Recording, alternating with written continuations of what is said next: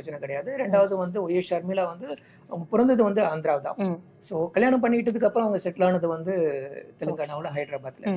So இப்போ வந்து அவங்க அரசியல்னு வரும்போது அவரோட ஷர்மிளாவோட அண்ணன் ஜெகன்மோகன் ரெட்டி ஆந்திராவில் வந்து ஒய்எஸ்ஆர் காங்கிரஸை வந்து எஸ்டாப்ளிஷ் பண்ணிட்டாரு, ஆட்சிக்கும் வந்துட்டாரு. ஸோ அதனால அவங்க வந்து என்னன்னா தெலுங்கானாவில் வந்து அதே மாதிரி நாம வந்து வந்துட முடியும் அப்படின்னு நினைச்சு அவங்க தனி கட்சி ஆரம்பிச்சு தெலுங்கானாவில் அரசியல் பண்ணாங்க. ஆனால் வந்து அவங்களுக்கு வந்து அங்கே எதிர்பார்த்த அளவுக்கு தேர்தல் வெற்றி கிடைக்கல. அதனால வந்து அவங்க திரும்ப காங்கிரஸ் கட்சி கூட இணையிறது அப்படிங்கிற ஒரு முடிவு எடுத்தாங்க. ஆனால் இது எல்லாமே தேர்தலுக்கு சில மாதங்களுக்கு முன்னாடி எடுக்கப்பட்ட முடிவுகள். அவங்க கட்சியில் இணைஞ்சது, அதுக்கப்புறம் திடீர்னு வந்து அவங்களை வந்து ஆந்திர பிரதேசத்தோட காங்கிரஸ் கமிட்டி தலைவரை அறிவிச்சது அப்படிங்கிறது எல்லாமே வந்து சமீபத்திய முடிவுகள். ஸோ அவங்களுக்குமே கூட வந்து என்னன்னா ஒரு தொடர்ச்சியான தீவிரமான தேர்தல் பிரச்சாரத்தை முன்னெடுக்கிறதுக்கான போதிய கால அவகாசம் இல்லாததும் கூட ஒரு காரணம்னு நம்ம எடுத்துக்க முடியும்.